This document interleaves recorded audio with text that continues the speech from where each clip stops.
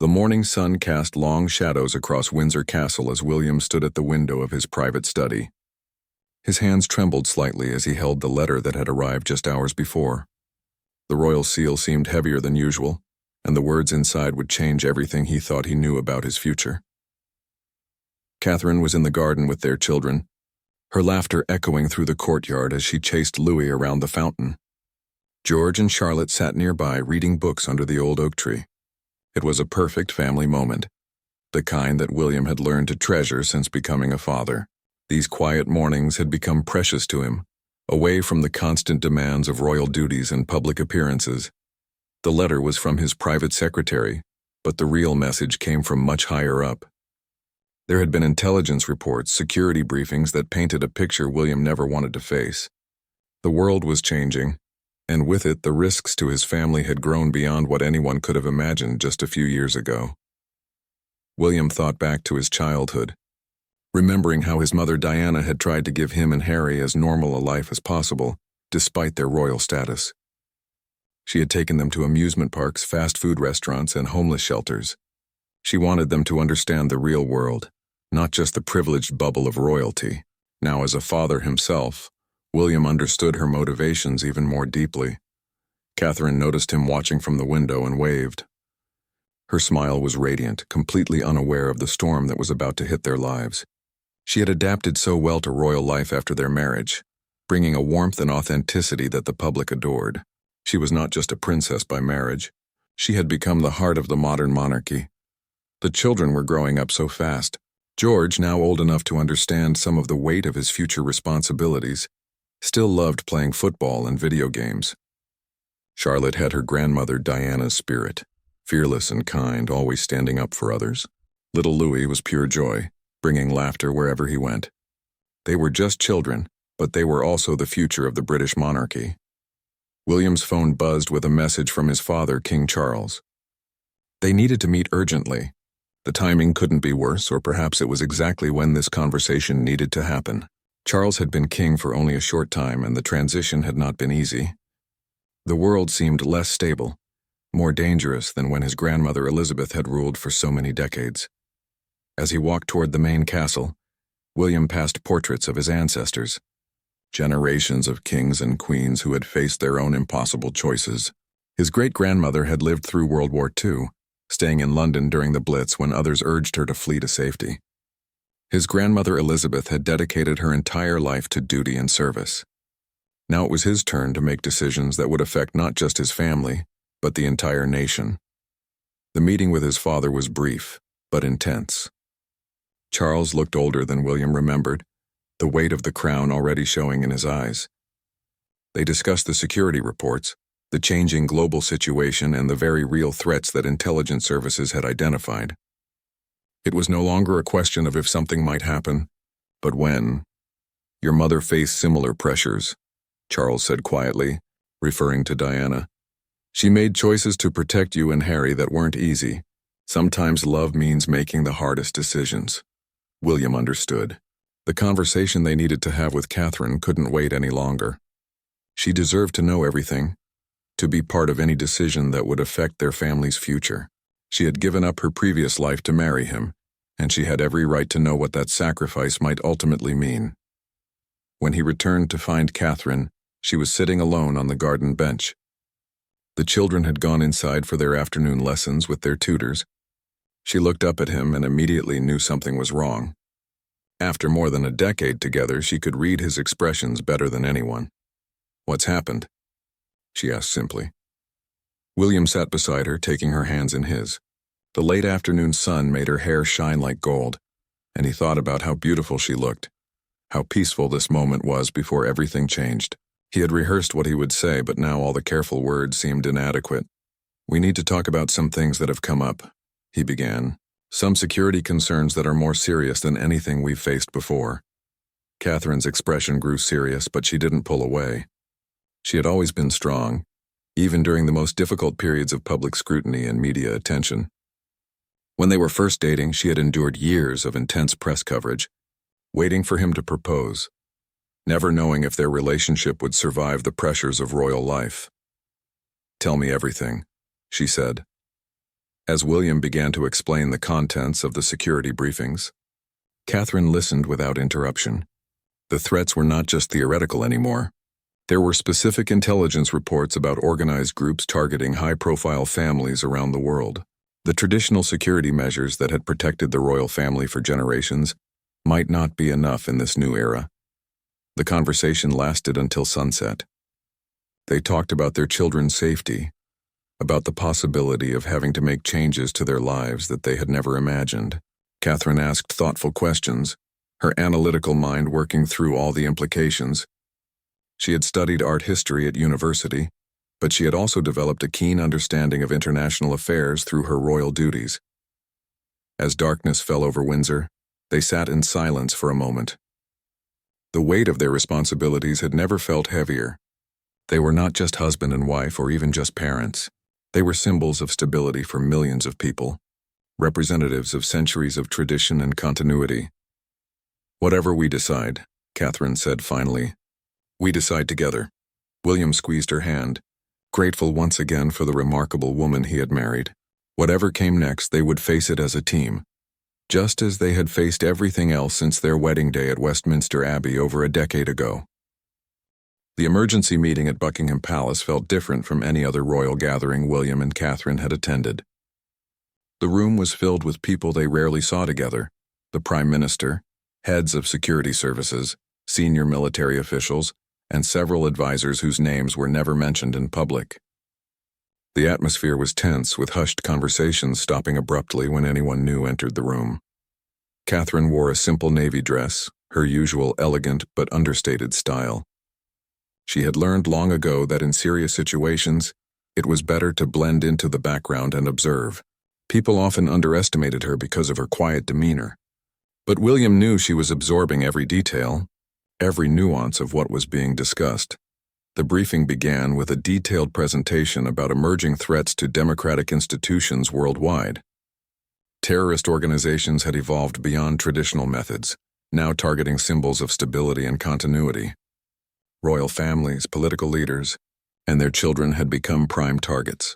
For groups seeking maximum global impact with single actions, the threat level has moved beyond anything we've previously categorized, explained the security chief, a stern woman in her 50s who had been protecting the royal family for over 2 decades. "We're not just talking about individual attacks anymore. There are coordinated international efforts to destabilize Western democracies by targeting their most visible symbols." William felt Catherine tense beside him as specific details were shared. There had been intercepted communications mentioning their family by name.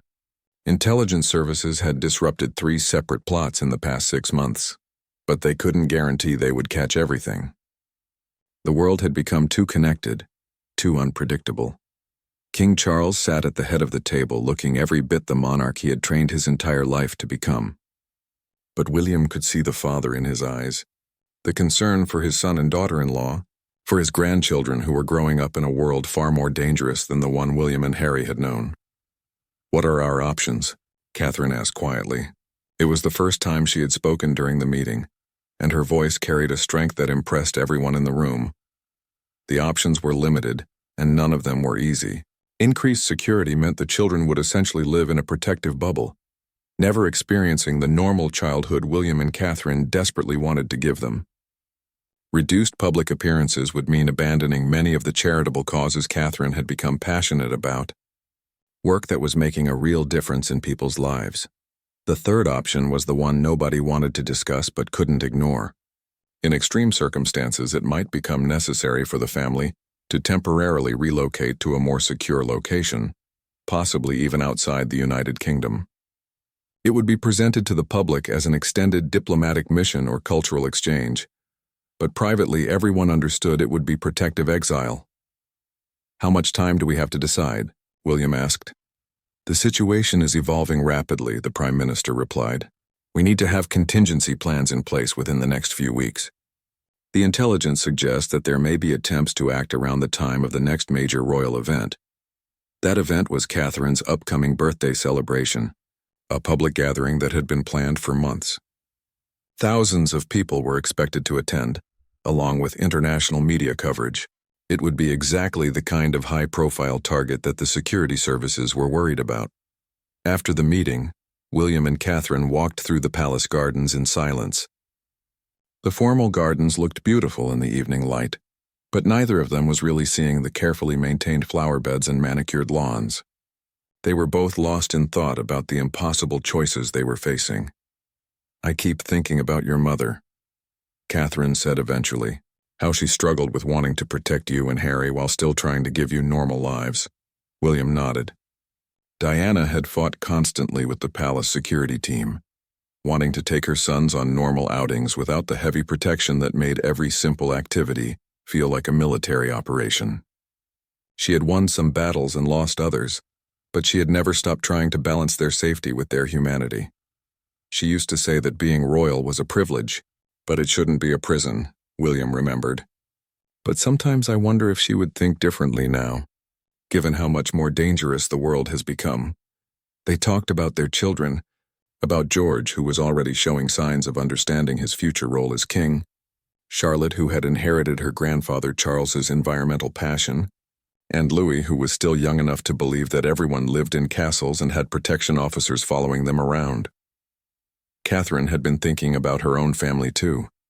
Her parents, Michael and Carol Middleton, had built a successful business from nothing, creating the kind of stable, loving home that she wanted to provide for her own children. But they had never had to worry about security threats or public scrutiny at this level. Sometimes Catherine wondered what advice her mother would give in this situation. "Whatever we decide, we have to make sure we're making the choice for the right reasons," Catherine said. "Not out of fear, and not just because other people think we should do something." They found themselves at the memorial garden that had been created for Diana. The white roses were in full bloom, and the peaceful atmosphere felt like a sanctuary. From the difficult conversations they had been having, William often came here when he needed to think clearly about important decisions. "She would want us to put the children first," William said. "Everything else was always secondary to that for her." As they stood together in the fading light, they both understood that their life as they had known it might be coming to an end. The question was whether they could find a way to protect their family, while still fulfilling their duties to the country and the causes they cared about. Catherine's phone buzzed with a message from their nanny. The children were asking when Mummy and Daddy would be home for bedtime stories. It was such a normal, everyday request, but it hit both of them with unexpected emotion. These simple family moments that they had taken for granted might soon become impossible to maintain. "We should go home," Catherine said softly. As they walked back toward the palace entrance, William took her hand. Whatever decision they made, they would face the consequences together. Their love story had begun as a fairy tale, but like all real relationships, it had been tested by challenges they never could have imagined when they first met at university, all those years ago. The decision came sooner than anyone expected. At 3 a.m, William's secure phone rang with an alert that changed everything. Intelligence services had intercepted communications about an imminent threat, specifically targeting the family's planned public appearance at Catherine's birthday celebration. The level of detail in the intercepted messages was chilling, suggesting inside knowledge of their security arrangements. Catherine was already awake, having been unable to sleep after their conversation in the garden. She saw William's face change as he listened to the call, and she didn't need to ask what it meant. They had run out of time for careful deliberation and gradual planning. Decisions that they thought they would have weeks to make now had to be made in hours. Within minutes, the house was quietly filled with security personnel and senior advisors. The children remained asleep upstairs, unaware that their lives were about to change dramatically. William and Catherine had agreed that they would not wake them until they had a clear plan to explain what was happening. The conversation in their private sitting room was intense but hushed. Every option was discussed again, but now with the urgency of immediate action required. The birthday celebration would have to be canceled, which would immediately trigger public speculation and media attention. More importantly, the family would need to be moved to a secure location within hours. "How do we explain this to the children?" Catherine asked, her voice steady despite the circumstances. "We tell them the truth as much as they can understand," William replied. "George is old enough to know that sometimes families have to make difficult choices to stay safe. The hardest part was knowing that once they left, There was no clear timeline for when they might be able to return to their normal life. The security situation was evolving so rapidly that even the experts couldn't predict how long it might take to neutralize the current threats. Catherine thought about all the projects she would have to abandon, at least temporarily. The early childhood development initiative she had been working on for years, the mental health awareness campaigns, the photography exhibitions that had become her way of connecting with the public. All of it would have to be put on hold for an indefinite period. As dawn broke over Windsor, they made the decision to tell the children together. George, Charlotte, and Louis were called to their parents' bedroom, still in their pajamas, rubbing sleep from their eyes. The morning light streaming through the windows made the scene feel almost normal. But William and Catherine knew it would be one of the last normal family moments they would have for a long time. "We need to take a special trip," Catherine explained to them gently. "It's going to be an adventure, but it means we'll be away from home for a while." George, now old enough to sense when adults were worried about something serious, asked the question his parents had been dreading. "Is someone trying to hurt us?" William knelt down to his son's level, meeting his eyes directly. "There are some people who want to cause trouble, and our job is to make sure our family stays safe. That's why we're going to go somewhere where we can be together without worrying about those people." Charlotte, always practical like her mother, wanted to know if they could bring their pets. Louis was more concerned about whether there would be toys where they were going. Their innocent questions broke Catherine's heart, but also reminded her why they were making these difficult choices. The packing was surreal. They could only take essential items, things that couldn't be replaced or that held special meaning. Catherine carefully selected a few family photographs, some jewelry that had belonged to Diana, and the small gifts the children had made for her over the years. Everything else would have to stay behind. The security team had arranged for them to leave from a private location, rather than any of the official royal residences. As they drove through the early morning countryside, Catherine watched familiar landmarks disappear behind them. The village church where they often attended services, the local school where they had taken the children for community events, the small shops where she sometimes made unannounced visits that delighted both the shopkeepers and customers. The children fell asleep in the car, exhausted by the early morning excitement and unaware of the gravity of what was happening. William and Catherine sat in silence, both lost in their own thoughts about what they were leaving behind and what uncertain future awaited them. Their destination was a secure facility that had been prepared for exactly this type of situation.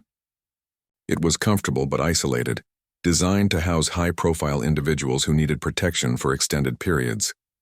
The location was kept secret even from most of the security team, known only to a handful of the most trusted personnel.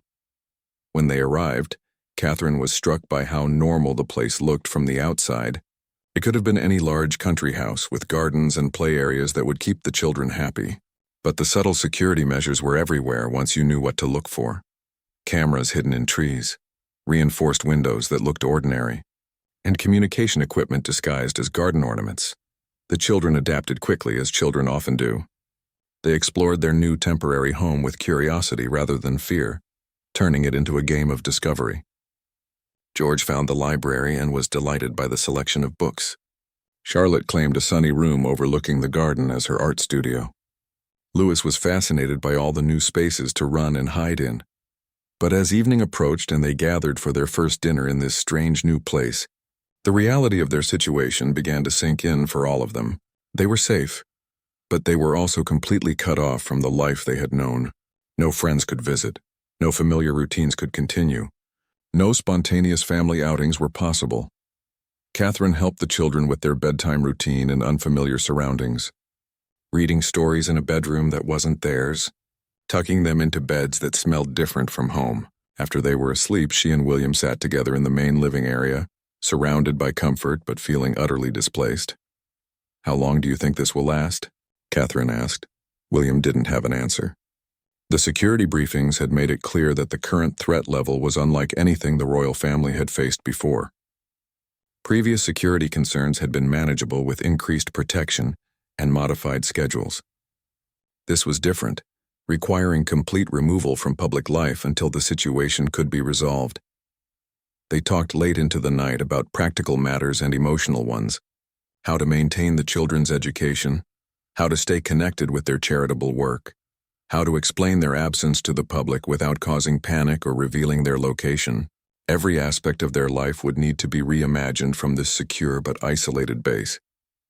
3 weeks into their protected isolation, Catherine stood at the window watching George teach Louis how to kick a football in the garden. The sight should have filled her with joy, but instead it reminded her of how much their world had shrunk. The garden, though beautiful, was enclosed by high walls that the children couldn't see beyond. Their universe had become this one secure property, and no one could say when that might change. The daily routine they had established helped maintain some normalcy. Mornings were for education, with tutors who had been security-cleared visiting to continue the children's schooling. Afternoons were for physical activities and creative projects. Evenings were family time with games and stories before bed. But underlying everything was the constant awareness that they were living in a kind of gilded cage. William spent much of his time in secure video conferences, trying to maintain connections with his charitable organizations, and staying briefed on the security situation. The frustration in his voice grew more evident each day, as he struggled to fulfill his responsibilities from a distance. He had spent years building relationships with community leaders, veterans organizations, and environmental groups. Now all of that work felt suspended in uncertainty. Catherine had found her own ways to cope with the isolation. She had set up a small photography studio in one of the spare rooms, using it to document their temporary life and to work on projects she could eventually share once they returned to public life. The camera had always been her way of processing emotions and finding beauty in difficult circumstances. The children were adapting better than their parents in some ways. George had thrown himself into his studies with new intensity, perhaps understanding that maintaining his education was one way to prepare for whatever came next. Charlotte had discovered a passion for cooking, working with the house staff to learn new recipes. Louis remained cheerfully oblivious to most of the underlying tension, treating the whole experience as an extended holiday. But there were signs that the isolation was affecting all of them. George had started asking more frequently when they could go home. Charlotte had nightmares that she couldn't quite explain. Louis had become clingy, wanting to stay close to his parents at all times. Even the adults were showing strain, with minor disagreements becoming more heated than they would have been under normal circumstances. The breaking point came during a particularly difficult security briefing. William and Catherine learned that intelligence services had uncovered evidence of an even larger conspiracy than they had initially realized. The threats weren't just coming from one organization, but from a network of groups that had been coordinating their activities across multiple countries. How much longer? Catherine asked the security chief during the briefing. We're making progress, but realistically we're looking at several more months, possibly longer, came the honest but devastating reply. That evening, after the children were asleep, William and Catherine had their most serious conversation since arriving at the safe house. The weight of indefinite separation from their normal life was becoming unbearable, not just for them, but for their children who needed stability and community connections to develop properly. I can't help wondering if we're letting fear make our decisions for us, Catherine said. My whole life changed when I married you, and I accepted that, but I never thought it would mean hiding from the world indefinitely. William understood her feelings because he shared them. They had both grown up believing that public service meant being present for people, being visible and accessible. This enforced isolation went against everything they had been taught about their role and responsibilities. They talked about Diana again, about how she had insisted on taking William and Harry on public outings, even when security advisors objected. She had believed that the risk of living in fear was greater than the physical risks they might face. But the world Diana had navigated was different from today's reality, with threats that were more sophisticated and harder to predict. What if we found a middle ground? Catherine suggested. Not complete isolation, but not the full public schedule either. Maybe we could slowly start resuming some activities with maximum security. It was a reasonable suggestion, but William knew it would face strong opposition from the security team. They had moved the family to safety based on credible, specific threats. Returning to any kind of public life would require accepting calculated risks that might put not just them, but also their children in danger. The next morning brought unexpected news. King Charles requested a secure video call with William and Catherine together. When his face appeared on the screen, they could see the toll that the situation was taking on him as well. He looked older, more tired than they remembered from just weeks earlier. "I've been having conversations with the Prime Minister and security services," Charles began. "There's been a development that might change our options." The development was significant. International cooperation had led to arrests in several countries, disrupting the network that had been targeting them. While the threat hadn't been completely eliminated, it had been reduced to a level that might allow for a gradual return to limited public activities. But there would be conditions, Charles continued. Increased security permanently, restricted travel, and a much more limited public schedule than before. And any return would need to be gradual, testing security arrangements at each step. Catherine felt a mixture of relief and apprehension. The prospect of leaving their secure isolation was wonderful, but the idea of living with permanent elevated security felt like trading one kind of prison for another. Still, it would mean the children could return to their schools and friends, and she and William could resume at least some of their important work. "We need to discuss this with the children," William said. "They should understand what returning would mean, including the increased security they would live with." That afternoon, they gathered the family for a serious conversation. George, Charlotte, and Louis listened as their parents explained that they might soon be able to go home, but that life would be different than before. There would be more security officers, more restrictions on where they could go and what they could do. George, showing wisdom beyond his years, asked if they would still be able to help people the way they had before. Charlotte wanted to know if she could still visit her favorite art galleries. Louis just wanted to know if his friends from school would still be able to come over to play. Their questions reminded William and Catherine why they had chosen public service in the first place. It wasn't about the privileges or the ceremonies or the attention. It was about using their position to make a positive difference in people's lives. If they could find a way to continue that work, even with limitations, it would be worth the continued risks and restrictions. As they prepared for sleep that night, Catherine felt something she hadn't experienced in weeks: hope. The path forward wouldn't be easy, and their life would never be quite the same as it had been before.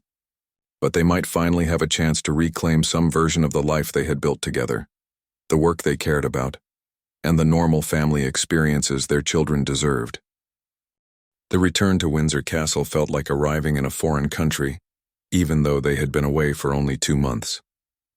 Everything looked the same, but Catherine noticed details she had never paid attention to before.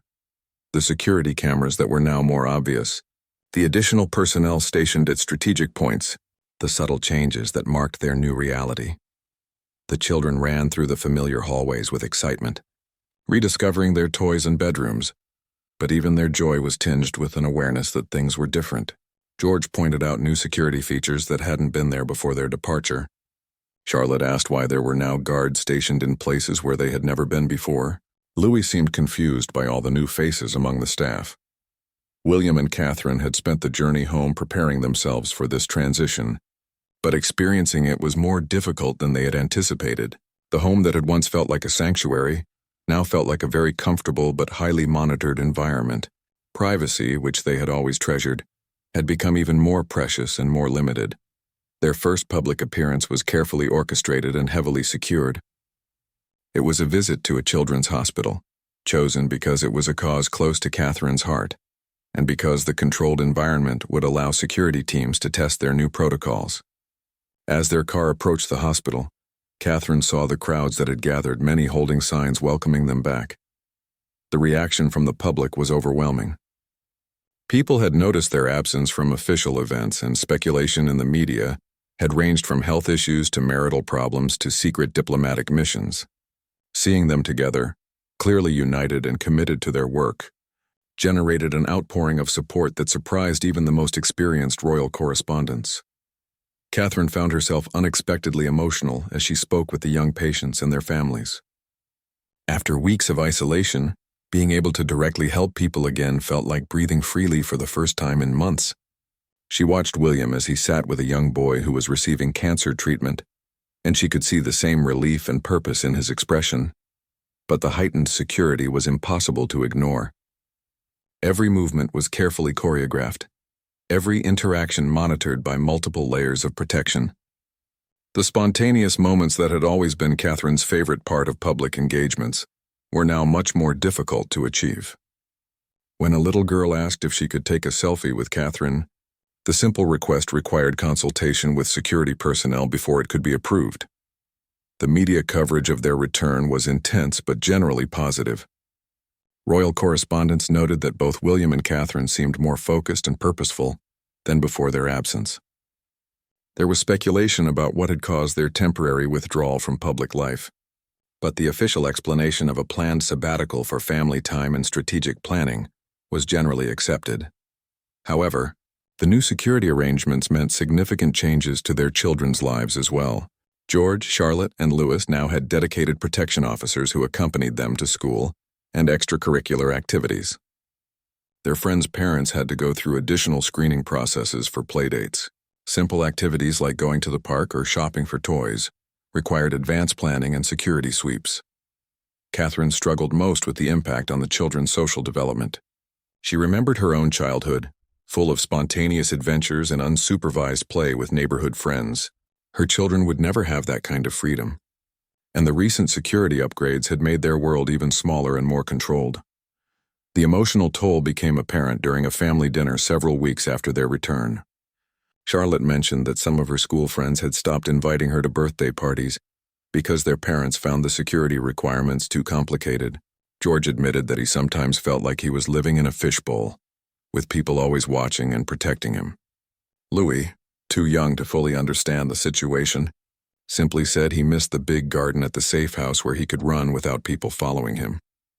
That night, William and Catherine had a long conversation about whether they had made the right choice in returning to public life.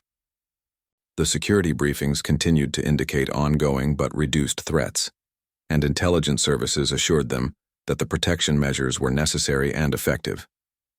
But the cost to their family's quality of life was becoming increasingly clear. "Sometimes I wonder what would have happened if we had made different choices early on," Catherine said. "What if we had found a way to serve the country without putting the children through all of this?" William understood her doubts because he shared them. Every parent wants to protect their children while also preparing them for their responsibilities in life. For royal parents, that balance was extraordinarily difficult to achieve, and recent events had made it even more complicated. They began exploring alternatives that might allow them to continue their public service, while providing more protection and normalcy for their children. One option being discussed was dividing their time between the United Kingdom and a Commonwealth country where security arrangements might be less complex. Another possibility was transitioning to a more behind-the-scenes role, focusing on policy development and charitable, foundation work than public appearances. The decision point came during a conversation with King Charles about the long-term sustainability of their current situation. Charles, drawing on his own experience of growing up in the public eye, acknowledged that the pressures on royal children had intensified dramatically since his own childhood. Your grandmother Elizabeth always said that the monarchy's greatest strength was its ability to adapt to changing circumstances, Charles told them. Perhaps it's time for us to adapt again, to find new ways of serving that better protect the next generation. This conversation led to a series of meetings with constitutional experts, security advisors, and senior government officials. The discussions were complex and sensitive, touching on fundamental questions about the role of the monarchy in the 21st century and the balance between public service and personal safety. Catherine found herself at the center of these discussions in ways she had never expected. Her perspective as someone who had married into the royal family, rather than being born into it, was valued by advisors who recognized that she understood both worlds. Her insights about public expectations and family needs helped shape proposals that might never have been considered by people who had spent their entire lives within the royal system. As autumn approached, William and Catherine knew they were facing another major decision point. The current security arrangements were sustainable in the short term, but the restrictions on their children's lives were only going to become more problematic as George, Charlotte, and Louis grew older and needed more independence to develop into healthy, well-adjusted adults. The conversation they needed to have with the children was approaching, one that would require explaining options they might never have imagined when they first became parents. The choices ahead would affect not just their own lives but the future of the monarchy itself. The proposal that emerged from months of careful deliberation was unprecedented in the history of the British monarchy. William and Catherine would step back from their roles as senior working royals for a period of 5 years, relocating their family to Canada, where they could live with enhanced security but greater privacy. They would maintain their titles and continue supporting selected charities, but their day-to-day lives would be largely removed from public scrutiny. The announcement was scheduled for a carefully planned press conference at Buckingham Palace. As Catherine prepared for what would be one of the most difficult public appearances of her life, she thought about all the people who would be affected by their decision. The charities that depended on royal patronage, the Commonwealth countries that looked to the royal family for connection to British traditions, the millions of people around the world who had followed their love story and family life with genuine affection. William was in his study, working on the speech that would explain their decision to the world. Every word had been carefully considered, reviewed by constitutional experts and communication specialists. But ultimately it came from his heart as a father and husband who had concluded that protecting his family's well-being required making choices that previous generations of royals had never contemplated.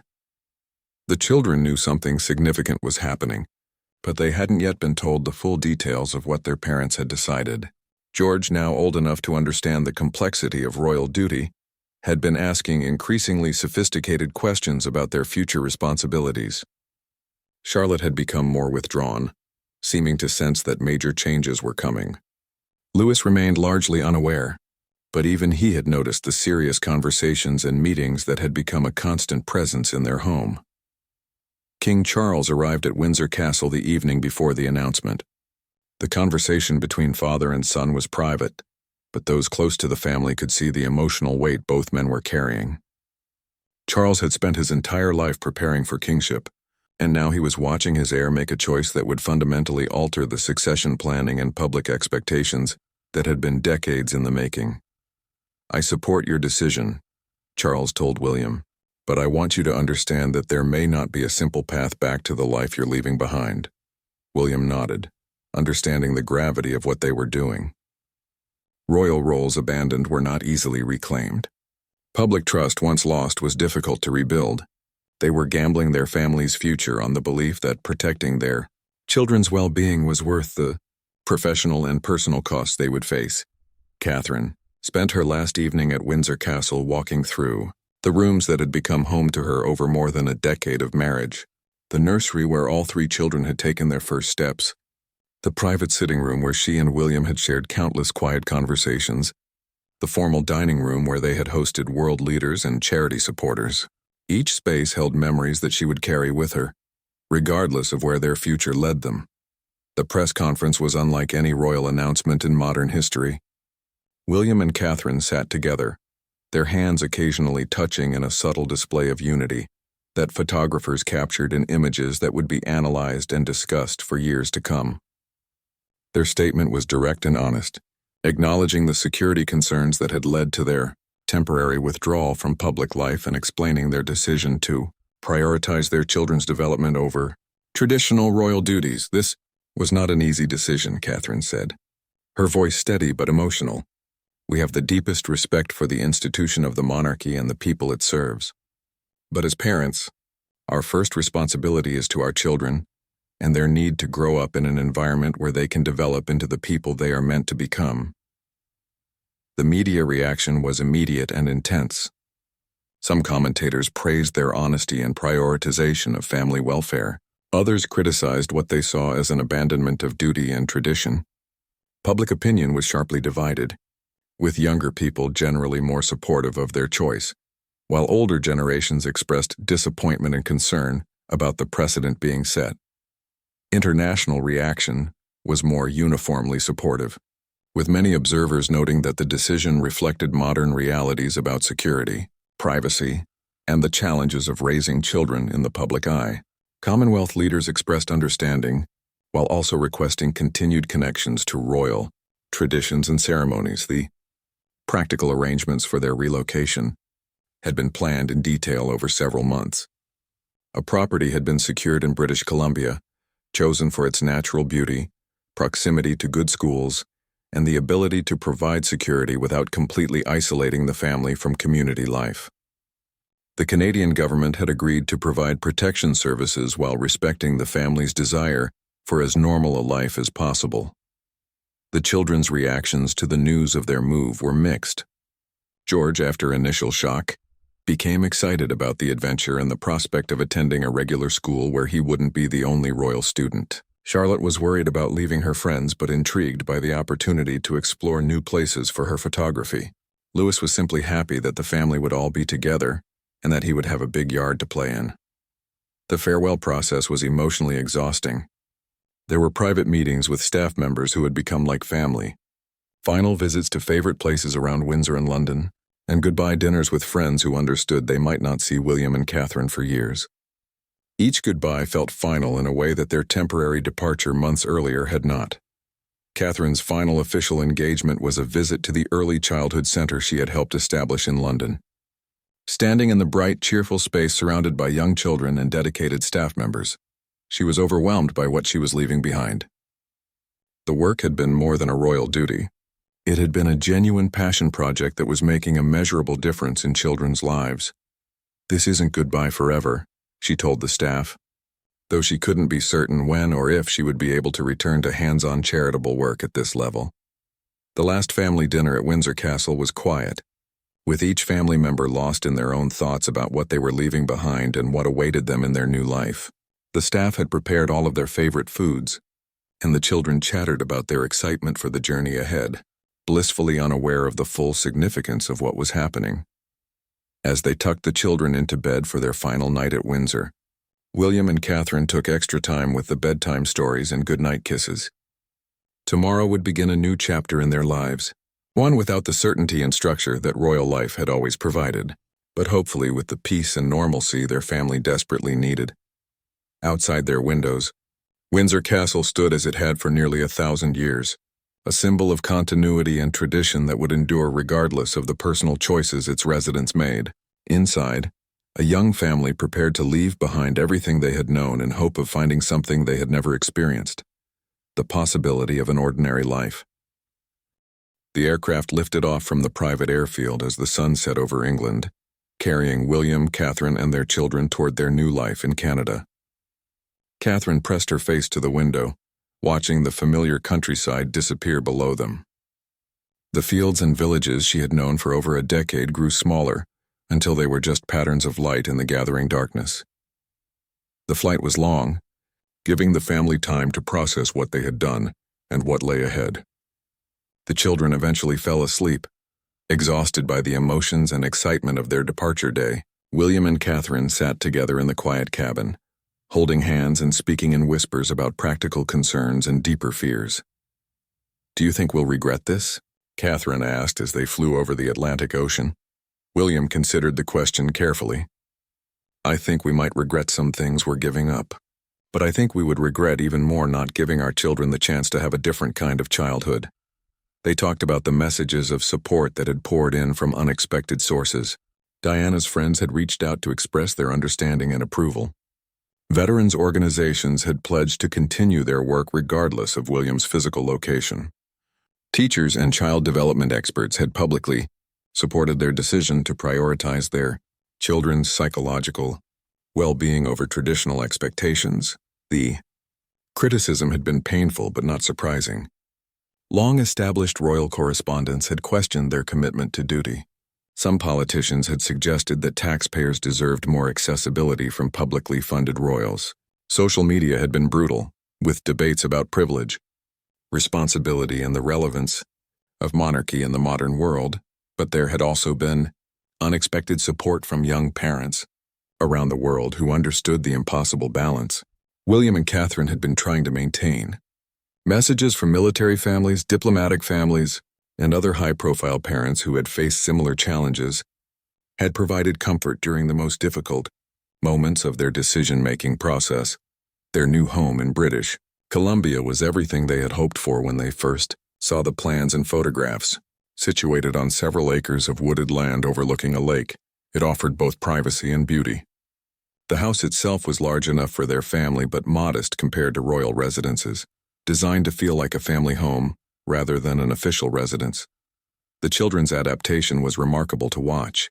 George threw himself into his new school with enthusiasm, delighting in being just another student rather than the future king. His teachers reported that he was bright, curious, and refreshingly normal in his interactions with classmates. For the first time in his life, he could raise his hand in class without the gesture being photographed and analyzed. Charlotte discovered a passion for outdoor activities that hadn't been possible with their previous security restrictions. She learned to ski, took up hiking, and spent hours photographing the dramatic landscapes around their new home. Her art teacher said she had never seen a child with such a sophisticated eye for composition and light. Louis, youngest and most adaptable, simply bloomed in the freedom of their new environment. He could run through the woods behind their house, climb trees without security officers hovering nearby, and make friends with the neighbor children who knew him only as Louis, not as Prince Louis of Wales. William found purpose in environmental conservation work that felt more meaningful than many of his previous royal duties. He partnered with Canadian organizations working on climate change and wildlife protection, using his knowledge and connections to advance causes he cared deeply about. The work was hands-on and results-oriented in ways that royal patronages had never allowed. Catherine established a small foundation focused on early childhood development, working directly with families and care providers in ways that had been impossible when every activity required royal protocol and media management. She could visit a daycare center without weeks of advance planning, sit on the floor with children without photographers documenting every moment, and have honest conversations with parents without the formality that had always separated her from the people she wanted to help. But there were also losses that became more apparent as time passed. They missed the extended family gatherings at royal occasions, the sense of being part of something larger than themselves, and the ability to shine a spotlight on important causes simply by showing up. The work they were doing in Canada was meaningful, but it didn't have the same global reach as their previous platform. The children sometimes asked about their cousins, their grandfather King Charles, and the friends they had left behind in England. Video calls helped maintain some connections, but it wasn't the same as the close family relationships they had enjoyed before their move. George in particular seemed to understand that he was missing experiences and education that would have been part of his preparation for eventual kingship. A year into their new life, William and Catherine received a letter from King Charles that changed their perspective on their future. The security situation in the United Kingdom had improved significantly, with the dismantling of the networks that had posed such serious threats to their family. More importantly, Charles had been working with Parliament and constitutional experts on reforms that would allow for more flexible approaches to royal duties and family life. "The option to return is there when you're ready," Charles wrote. "But there's no pressure and no timeline. The monarchy has learned from your courage in prioritizing your family's needs, and we're better prepared now to support working royals in balancing duty with parenthood." The letter sparked long discussions between William and Catherine about their future. The life they had built in Canada was fulfilling and peaceful. The children were thriving in ways they might never have experienced within the constraints of traditional royal life. But they also missed their homeland, their extended family, and the unique platform for service that their royal roles had provided. As they sat together on their deck overlooking the lake, watching their children play in the fading light of a Canadian summer evening, William and Catherine knew they faced another crossroads. They had proven that it was possible to step away from royal life and build something meaningful elsewhere. But they had also learned that love of country and sense of duty couldn't be easily abandoned. "Whatever we decide," Catherine said, echoing words she had spoken during their first crisis years earlier, "we decide together." The embrace they shared in that moment, surrounded by the beauty of their adopted home and the laughter of their children, would indeed be remembered by those who witnessed it. It was the embrace of two people who had risked everything for love and family, who had chosen an uncertain future over a predetermined destiny, and who had found the courage to write their own story even when the world was watching. Their goodbye to England had not been forever, but it had been necessary. And in choosing to leave, they had ultimately discovered what it truly meant to come home to each other and to the family they had created together. The world would never forget their courage in choosing love over duty, family over tradition, and hope over fear.